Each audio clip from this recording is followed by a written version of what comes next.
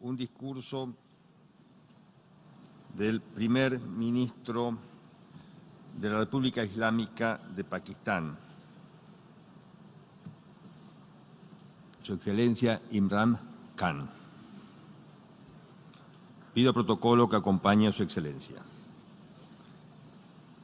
Tengo el gran placer de dar la bienvenida al señor primer ministro de la República Islámica de Pakistán, a quien invito a dirigirse a la Asamblea General.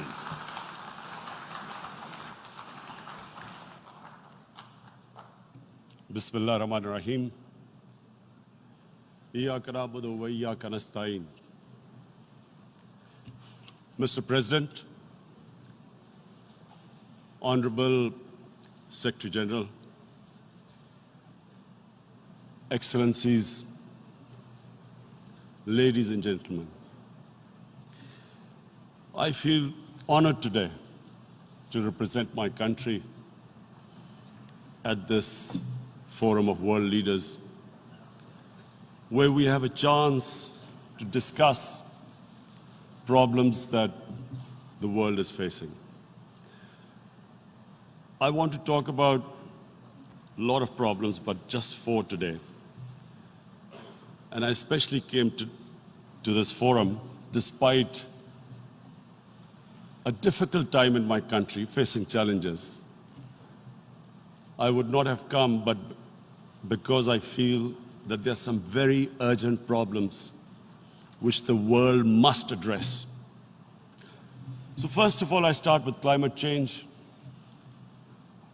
So many leaders have talked about climate change. But Mr. President, I feel that there is a lack of seriousness.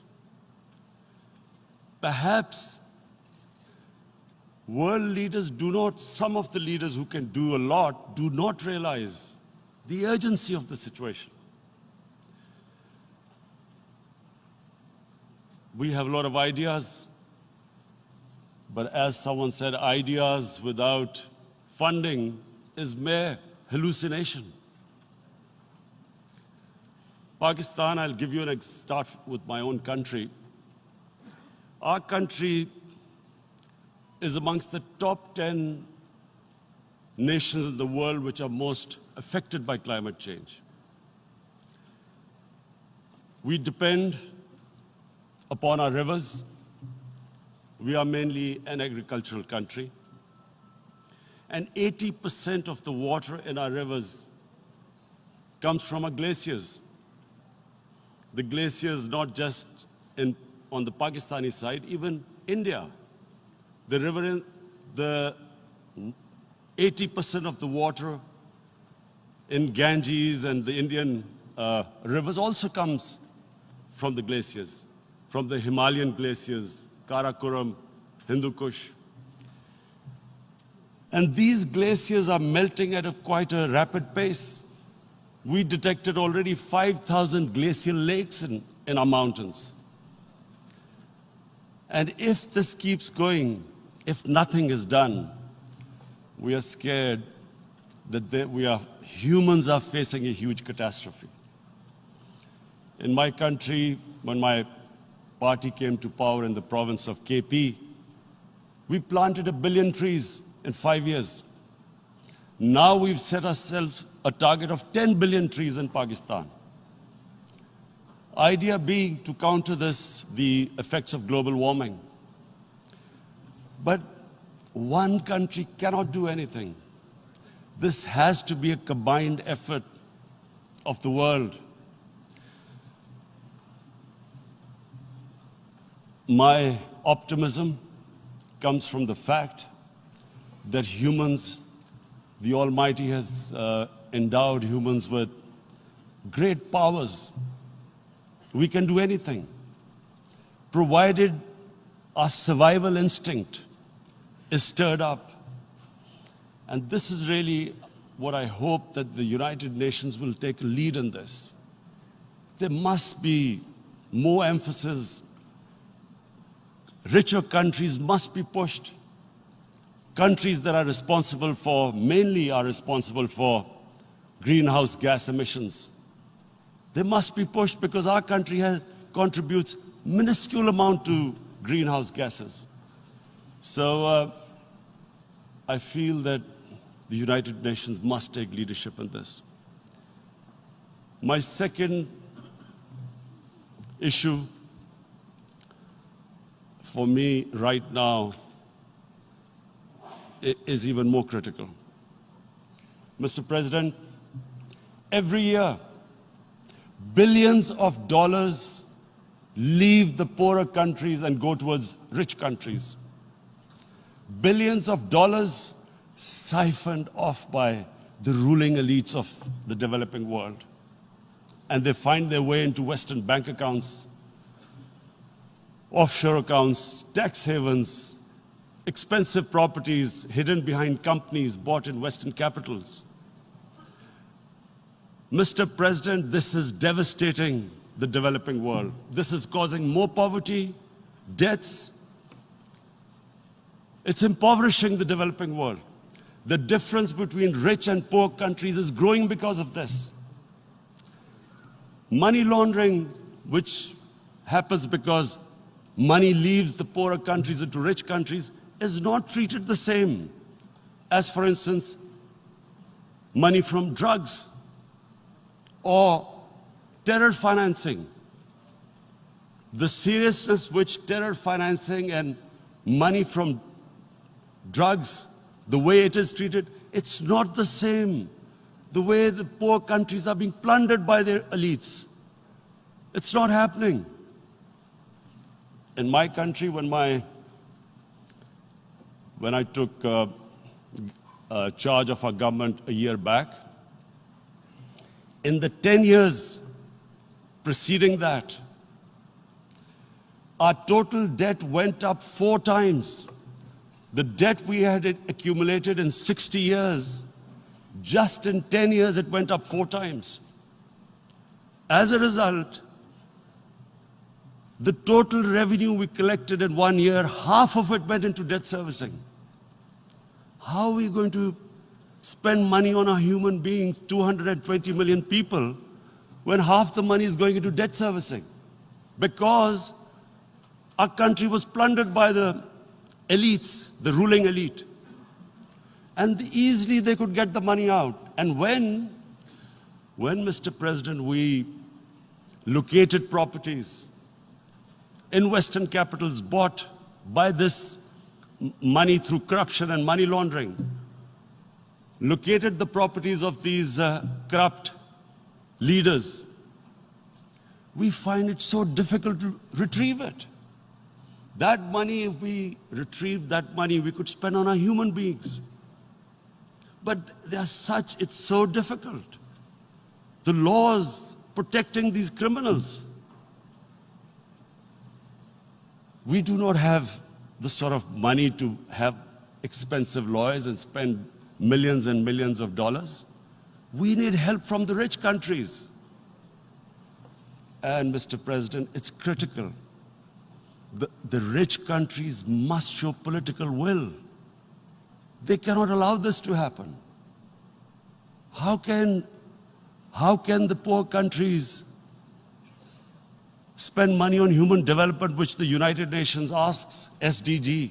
How are we going to do it when this money can easily leave our countries? So, unless the rich countries intend to build walls to stop economic refugees coming as we see right now, they must take action. They must take action now. It must be a deterrent. Corrupt ruling elites should not be able to take money out easily and park it into foreign bank accounts and into these properties abroad. And I never understand why. Why do we have these tax havens? Why is this allowed? Why shouldn't rich people pay taxes? Why is it legal to have these tax havens where you have these secret accounts? Because, the world is changing. The population of the world is growing. Sooner or later, you're going to have a crisis. If the poor get poorer and the rich get richer, there is going to be a crisis sooner or later. So this is my second point. I hope that the United Nations takes a lead in this. It involves the IMF, the World Bank, Asian Development Bank. They must find a way of stopping this plunder of the developing world. My third point is Islamophobia. There are 1.3 billion Muslims in this world. There are millions of Muslims living in other countries, European countries, in the US, as minorities. Islamophobia, since 9/11, has grown at a pace where it is alarming. Human communities live together. There should be understanding amongst them. But Islamophobia is creating a division. Muslim women wearing hijab, it's become an issue. It's become an issue in some countries. Hijab is some sort of a weapon. A woman can take off her clothes in countries, but she can't put on more clothes. How is this happening? Because of Islamophobia. And how did this Islamophobia start? After 9/11. And why did it start? Because certain Western leaders equated terrorism with Islam. Islamic terrorism. Radical Islam. What is radical Islam? There is only one Islam. And that is the Islam we follow of Prophet Muhammad sallallahu alaihi wasallam. There is no other Islam. Radical Islam, Islamic terrorism, what message did they send to people in the West? And why is there Islamophobia? How is a person in New York, in the Midwest, in the US, in European capital, how is he going to distinguish between who is a moderate Muslim and who's a radical Muslim? Because terrorism has nothing to do with any religion. This Islamic terrorism, Islamic radicalism, and sadly used by leaders, this has been the main reason for this Islamophobia. And it has caused pain amongst Muslims.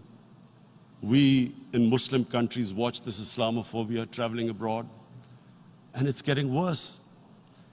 And may I just say, Mr. President, that in European countries, it is marginalizing Muslim communities. And we all know that marginalization leads to radicalization. Some of the people who ended up as militants in Syria and other places were from marginalized Muslim communities. And my point here is that we must address this issue. I'm sad to say that we Muslim leaders have not addressed this issue either. After 9/11, when this thing came about war against radical Islam, rather than Muslim leaders trying to explain to the West that there is no such thing as radical Islam, in all human communities, they are radicals. They're liberals and rest are moderate. All human communities, Christians, Jews, everyone has it. But Islam is not radical, neither Judaism, neither Christianity, neither Hinduism. No religion preaches radicalism. The basis of all religion is compassion and justice, which differentiates us from the animal kingdom. But unfortunately, the Muslim leadership was so scared of being called radical Islam that all of them became moderates. In Pakistan, we were in the eye of the storm, and our government coined a phrase called enlightened moderation. No one knows what it meant. But everyone started putting on Western suits that they were moderates, started speaking. Even those who didn't know English would speak English because they were moderates. No one had a clue what it was. Because we, in the Muslim world, did not explain to the West that there is no such thing as radical Islam. One of the reasons why after 9/11, Islam was supposed to be equated with terrorism was suicide attacks. Because the 9/11 bombers did a suicide attack, all sorts of theories came up that the Muslims are involved in suicide attacks because they will get virgin in heavens. Some came up with, what about women, suicide attackers? So this bizarre thing happened. No one explained. Suicide attacks and Islam were equated. No one did research that before 9/11, the majority of suicide attacks in the world were by Tamil tigers, who were Hindus. No one blamed Hinduism, and quite rightly. What has Hinduism got to do with what desperate people were doing in Sri Lanka? We all know about, we've seen films about Japanese kamikaze pilots at the end of the Second World War doing suicide attacks. No one blamed the religion. But here we were trying to prove we were moderates and not explaining to the West. But the most important thing I wanted to say here today, in explaining this Islamophobia, Mr. President, and I feel it's very important because I've spent, because of, I played professional sport in England, I spent a lot of time there. So I know how the Western mind works and how West views religion. So where the misunderstanding about Islam came. And one of the reasons it caused Islamophobia. That was, in 1989, this book was published, maligning, insulting, ridiculing our Prophet Muhammad sallallahu alaihi wasallam. And there was a reaction in the Muslim world. The West couldn't understand what was the problem. Because in the West, because I have spent so much time in the West, religion is perceived completely differently. They don't look upon religion like we do. And so, Islam was supposed to be an intolerant religion. It was against freedom of expression. And Islam took a real beating 30 years ago. I still remember it became a watershed. And every 2 or 3 years, someone would malign our Prophet, peace be upon him. There would be a reaction by the Muslims. And again, it was Islam, an intolerant religion. Again, this time, I blame a certain section of the people in the West who deliberately provoked this, knowing the impact it would have. But the majority of the people in the West didn't understand. This is where, again, Muslim leadership let the Muslims down. We should have explained to them what our Prophet, peace be upon him, means to us. So in 1 minute, I'll try and explain what he means to us. Our Prophet was the witness to the divine book, the Holy Quran. The Holy Quran is the book of guidance for Muslims, and the Prophet's life was living the Quran. He was an example of what the Quran guided us to be. So he is the ideal we all try to get to. The Prophet created the state of Medina, the first state in Islam. That state was the basis of a Muslim civilization which became the predominant civilization for the next 700 years. And what was that state? I hear such strange things about Islam, that it is against women, it's against minorities. The first state of Islam in Medina, it was the first time a welfare state was set up. The state took responsibility of the weak, widows, orphans, poor people, handicapped. It taxed the rich, spent the money on the poor.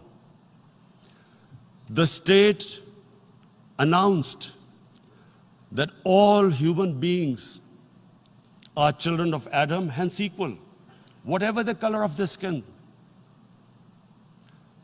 the state announced, the Prophet announced that, and slavery, the whole system depended on slavery as it did for many years in the Western societies. The Prophet said that one of the greatest deeds is to free a slave. But because the society depended on slavery, he said, but if you have to treat them as an equal member of the family. And as a result, something happened in a Muslim world which hasn't happened in any other civilization. Slave dynasties appeared. Slaves became kings. The Mamluks, slaves who ruled Egypt. In India, there were slave dynasties. And then, with minorities, again, you hear that Islam is supposed to be against minorities. Let me just make this clear. In Islam, the Prophet announced that everyone was free to practice his religion. It was a sacred duty to protect the places of worship of all religions. He announced that every person is equal in front of law, whatever his religion or his color. And this incredible case, and I always quote this, that the fourth Khalifa, the head of state of Medina, he lost a court case against a Jewish citizen. So, number one, it showed there was a rule of law, no one was above law. And number two, that a Jewish citizen was an equal citizen.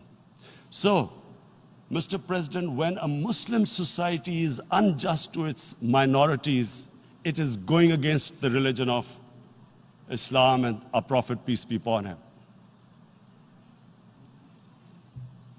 So, it is important to understand this. The Prophet lives in our hearts. When he's ridiculed, when he's insulted, it hurts. As we human beings understand one thing, the pain of the heart is far, far, far more hurtful than physical pain. And that's why the Muslims react. And I always thought that if I ever had this stage, I would try and explain this to the world community, especially to the Western community, because having lived in the Western community, people didn't understand this. When I first went as a teenager to England, there was a comedy film on Jesus Christ. It's unthinkable in Muslim societies. So we need to explain that, look, in a human community, we must be sensitive to what causes pain to other human beings. We have, in the Western society, and quite rightly, the Holocaust is treated with sensitivity because it gives the Jewish community pain. That's all we ask, that do not use freedom of speech to cause us pain by insulting our Holy Prophet. That's all we want. And now, the number fourth point, Mr. President, and this is the most critical point, is the reason why I especially came here. It is about what is happening in Kashmir.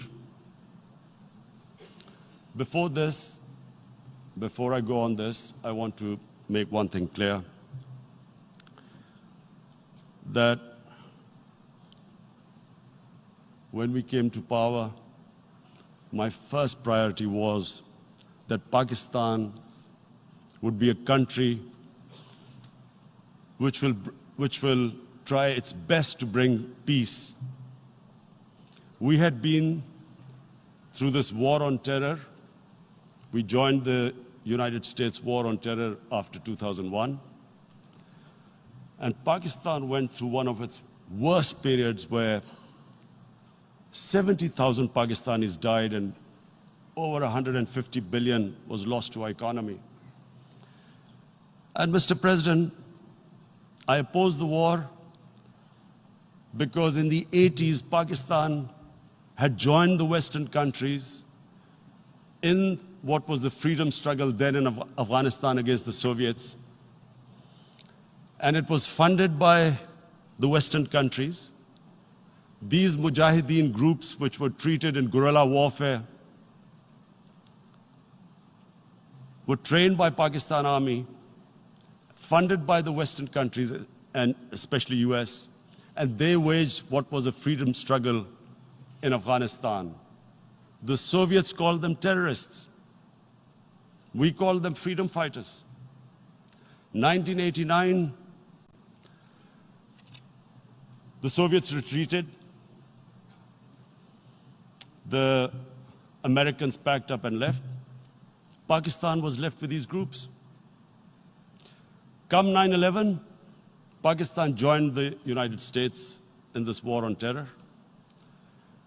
And now our government was supposed to, the reason why I opposed joining this war, because here we had indoctrinated them in jihad, meaning freedom struggle against foreign occupation.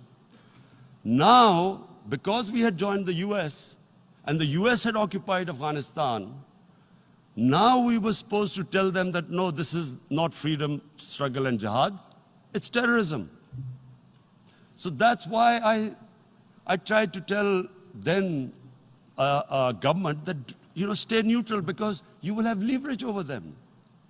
You will be able to control them. But if you join them, you become collaborators, and they will attack you, which is what happened.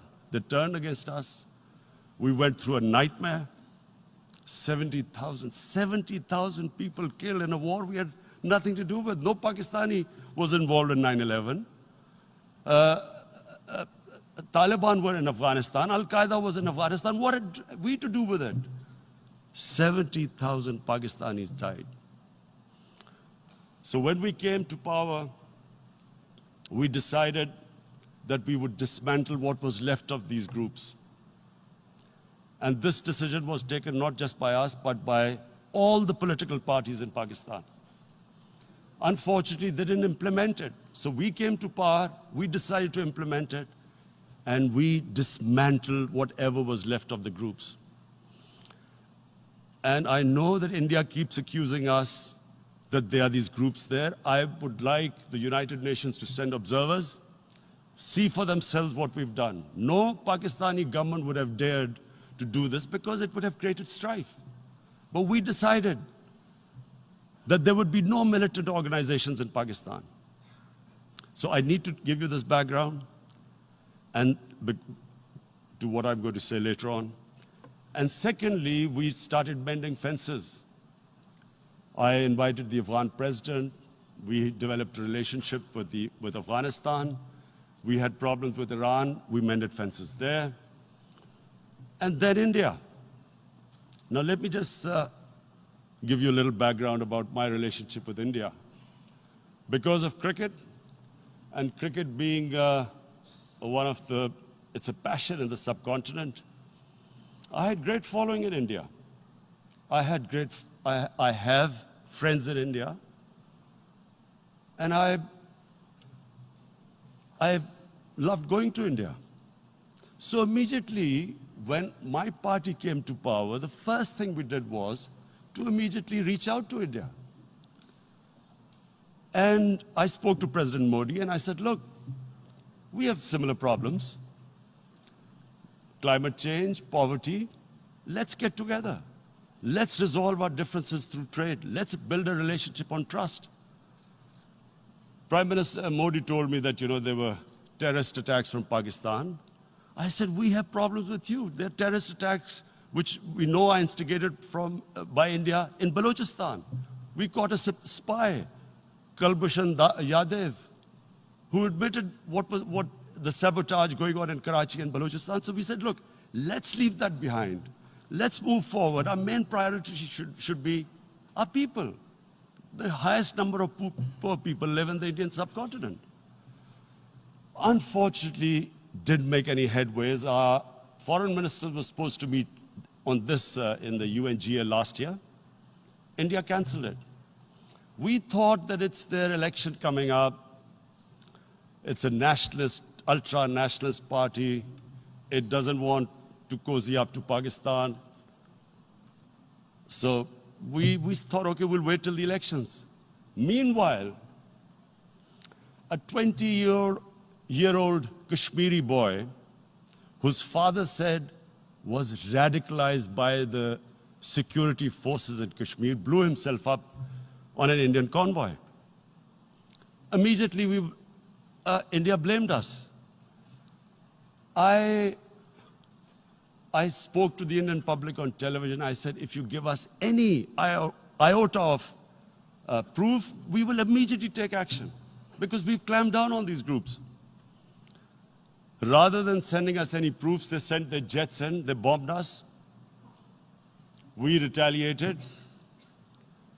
A jet, 2 of their planes were shot down, 1 pilot bailed out in Pakistan. We immediately returned the pilot, saying that, look, we do not want any escalation. Rather than taking that as a peace gesture, the entire campaign, almost the entire campaign of Mr. Modi in the election was how he had taught Pakistan a lesson that jets had killed 350 terrorists. Complete lie. They had just killed about 10 trees of ours, which was quite painful given that, we are growing all these trees. He then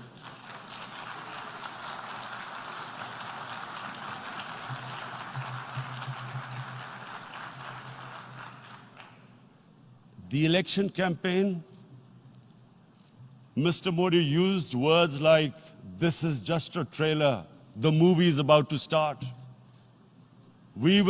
I went into Pakistan and taught them a lesson. This was the election campaign. Okay, so we thought, us politicians make all these statements to win elections. So, okay, after elections, we'll get back to our normal relationship. Well, the moment the elections ended, we approached India, no response, but then we discovered they were trying to push us in the FATF blacklist to bankrupt us. That's when we realized there was an agenda. And that agenda became obvious on the 5th August when India went against 11 United Nations Security Council resolutions, which say that Kashmir is a disputed territory and the people of Kashmir have the right of self-determination. They went against that. They went against Simla Accord, which is about bilateral, sorting out our differences through bilateral means, went against that. They actually went against the Indian Constitution. Illegally, they revoked Article 370, which gave Kashmir the special status. They got an extra 180,000 troops there. Total number of security forces in Kashmir now are 900,000. And they put 8 million people of Kashmir under curfew.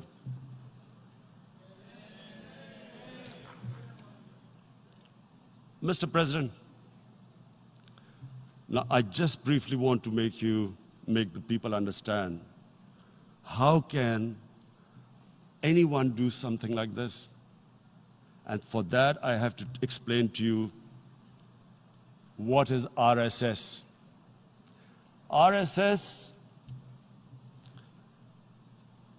Mr. Narendra Modi is a life member of RSS. RSS was an organization that was inspired by Adolf Hitler and Mussolini, came about in 1925. They believed in racial purity, racial superiority. They also believed they were an Aryan race like the Nazi believed they were an Aryan race. All that I'm saying can be verified. This is the time of information revolution. You can Google all this, what I'm saying. But it is very important for me to explain this to you so you know what is happening in India.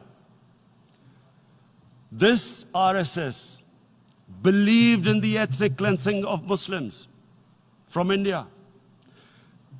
At one point, there was racial superiority of the Hindu race. Secondly, it was hatred for the Muslims and for the Christians, because they believed that this golden age of Hindu civilization was stopped because of Muslim rule centuries back and then the British rule of India. So it was racial superiority and hatred for Muslims and Christians. This is openly stated. You look at the founding fathers of RSS, Golwalkar and Savarkar. Just Google them and you'll find out. And this ideology of hate is what murdered the great Mahatma Gandhi in 1948. It was this ideology of hate that made Narendra Modi in 2002 do a pogrom against Muslims in Gujarat when he was the chief minister.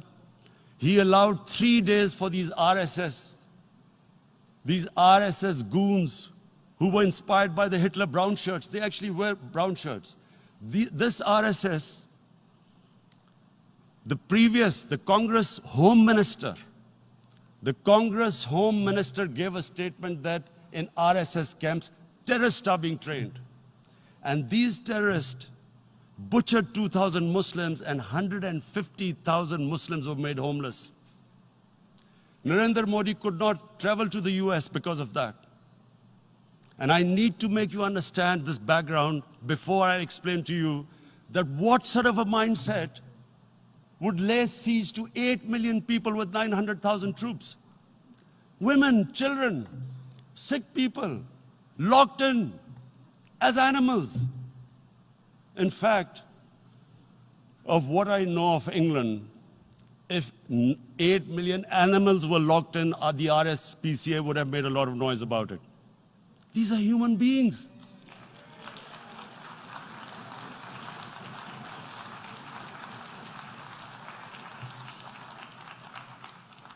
And Mr. President, what comes with racial superiority, these illusions of Aryan superior race, is arrogance. The two go together.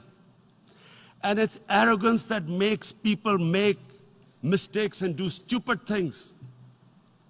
Cruel things like what Narendra Modi has done. It's sheer arrogance. And it's arrogance that has blinded him from the fact that what is going to happen when the curfew is lifted. Has he thought about it? This hasn't been thought through. What is he going to do when he lifts the curfew? Does he think that people of Kashmir will quietly accept the status quo because India has changed the constitution and taken away the special status? They'll accept that? Mr. President, 100,000 Kashmiris have died in the past 30 years because they were denied the right given by the United Nations, the right for self-determination. 100,000 have died and 11,000 women have been raped. There are 2 human rights, United Nations human rights reports on this. The world hasn't done anything because India is a huge market, 1.2 billion people. Sadly, the material prevails over the human. But this has serious consequences. Again, I repeat, that's why I'm here. Look, what is going to happen when the curfew is lifted will be a bloodbath. The people will come out. There are 900,000 troops there. They haven't come to, as Narendra Modi says, he's done this for prosperity of Kashmir. This is supposed to be for the development. These 900,000 troops, what are they going to do when they come out? There'll be a bloodbath. Has he thought it through what happens then? Mr. President, has anyone thought that what happens when there is a bloodbath? What do you think the impact will have on people of Kashmir. What do you think they will think? The way they have been boxed in their houses, treated like worse than animals, no rights. Thousands of all the political leadership has been arrested, taken out of Kashmir. Even those Kashmiri leaders who were pro-India have been taken out. 13,000 boys have been picked up and taken to God knows which destinations. So what do they think? What will the people of Kashmir do when they lift the curfew? They will be out in the streets. And what will the soldiers do? They will shoot them.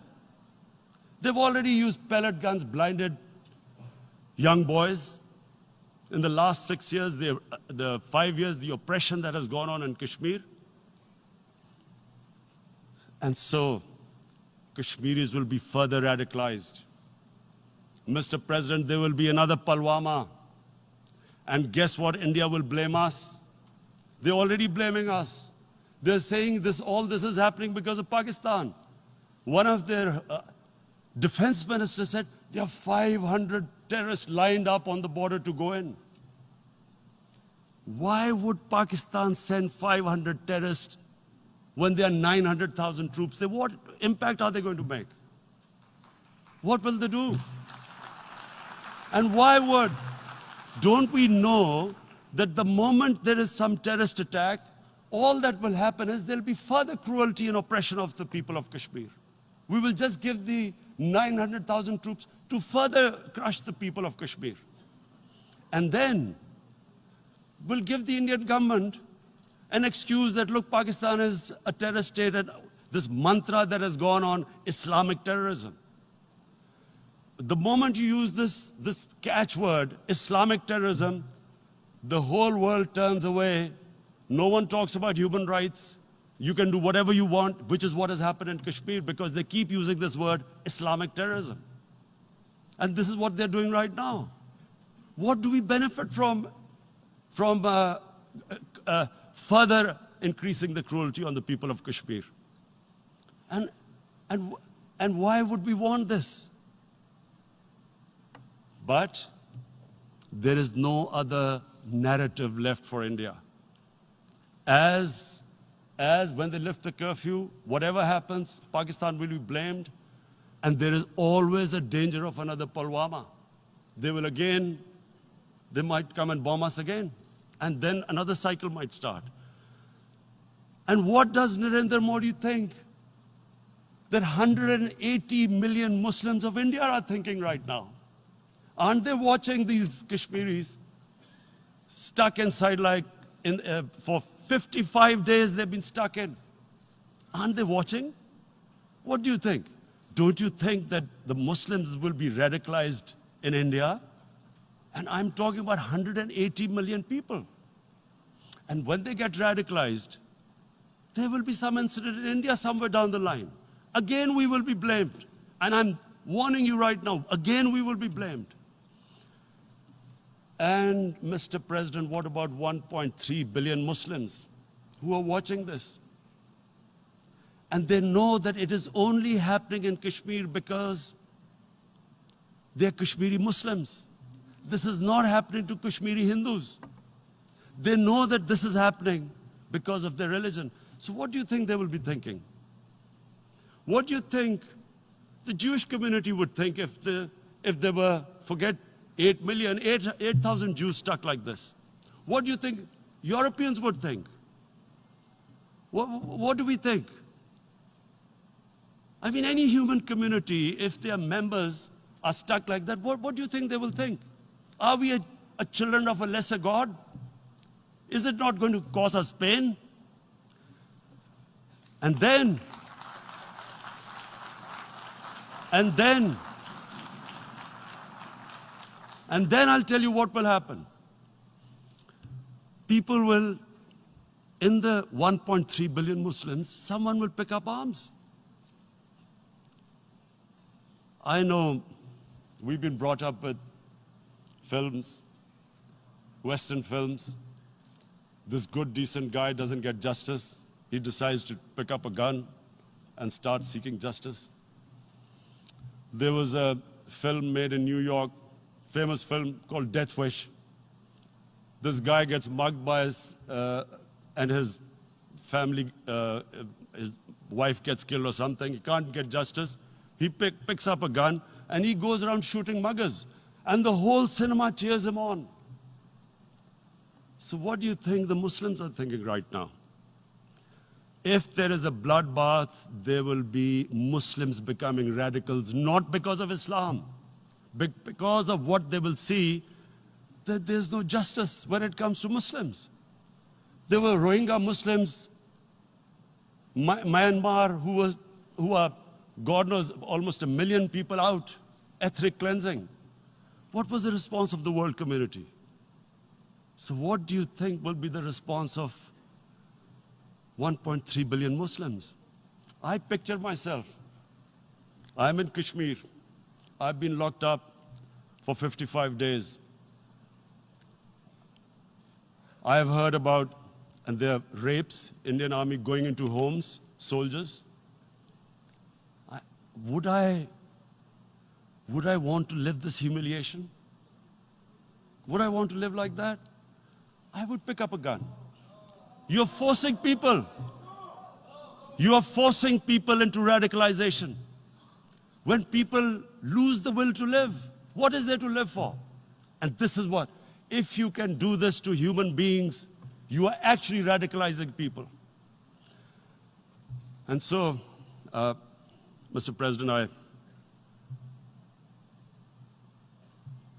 I want to repeat here, this is one of the most critical times. There will be a reaction to this. Pakistan will be blamed. 2 nuclear-armed countries will come face to face like we came in February. And before we head in that direction, the United Nations has a responsibility. This is why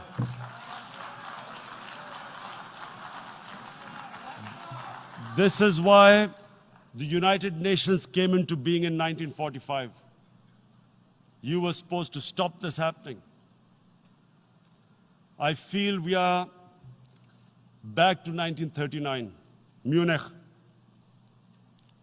Czechoslovakia has been taken, annexed. What is the world community going to do?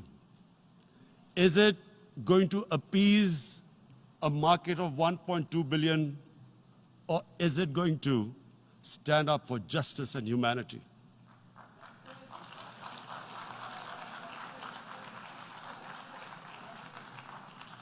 If this goes wrong, you hope for the best, but be prepared for the worst.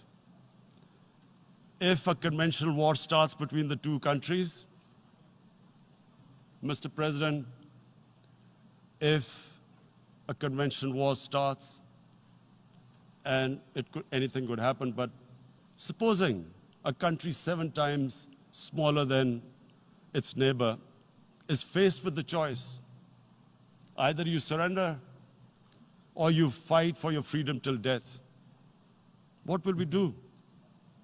I ask myself this question. And my belief is, La ilaha illallah, there is no God but one. And we will fight. And when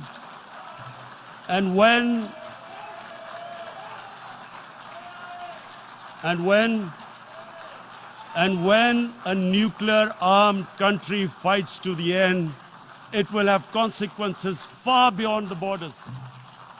It will have consequences for the world, which is why I repeat I'm here.